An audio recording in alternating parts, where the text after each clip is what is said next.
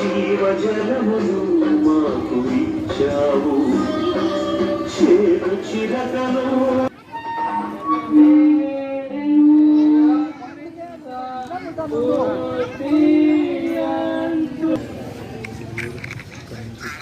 ప్రభువు 3 గంటల సేపు మీరు మీద మహావేదన పొందిన వెనుక ఉపద్రవం వలన పీడింపబడి శరీర భారమున కృంగి తల వంచి మరణించుటను ధ్యానించడము గాక.